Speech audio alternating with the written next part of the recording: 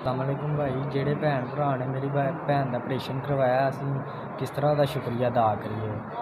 तेरे कोल अल्फाज नहीं है, मैं किस तरह तुहाड़ा शुक्रिया अदा करां। जिस भैन भाई ने मेरी भैन दा ऑपरेट करवाया ओह्दा शुक्रिया अदा करो।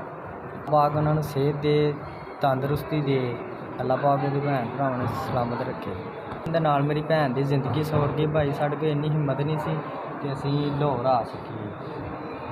हॉस्पिटल डॉक्टरां दा बहुत शुक्रिया, जेह्ड़ा मेरी भैन दा उन्नै बहुत अच्छा कम्म कीता। सानूं इन्हां डॉक्टरां ने तंग नहीं कीता, साढ़े नाल तामन बहुत अच्छा कीता। अल्लाह पाक डॉक्टरां दे भैन भरावां दी बच्चेआं दी सेहत तंदरुस्ती दे। जेह्ड़ा मेरी भैन दा ऑपरेशन जिस भाई ने करवाया, जित्थे भी रैंदे ने खुश आबाद रहे। अल्लाह पाक उन्हां नूं खुश रखे, अल्लाह पाक उन्हां नूं तत्ती हवा ना लाए।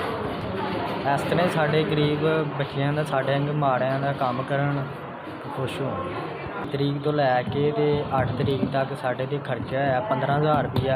मैडिसन आई है जेह्ड़ी उन्हें तंगी मंगवाई है बाहरों, ते खान पीन का खर्चा साढ़ा टोटल कि 15,000 रुपया है। तो हूँ भाई होना ने मैनू 5,000 रुपया दिता है। टोटल साढ़ा खर्चा हो गया 4 दिन असीं इत्थे रहना।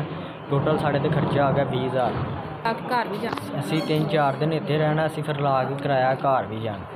साढ़े ते टोटल खर्चा है 49,000 पिछला सी ते 20,000 रुपया हूँ। टोटल खर्चा साढ़े ते 70,000 रुपया हो।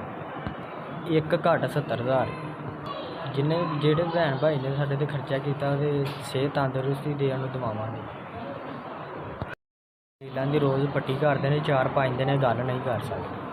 हफ्ते वाले दिन, हफ्ते तवार वाले दिन छुट्टी हो जानी है। फिर असीं भाई तुहाड़ा शुक्रिया अदा सही तरीके नाल करांगे। जिवें मेरी भैन बोलन लग पई, हाले नहीं बोल सकदी, ना ओहदा मूँह बंद हुंदा ते ना खोलदा।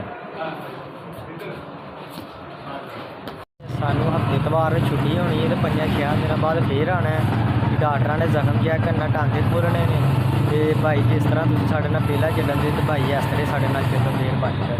ठीक है, जिन्नी देर तक मेरी भैन दा जख्म नहीं सही हुंदा भाई, उन्नी देर तक तुसीं सैन जी साढ़ा साथ देओ। हजे साढ़ा भाई कम्म खत्म नहीं होया, ते साढ़े 10-15 दिन होर लग्गने ने। मेहरबानी करियै।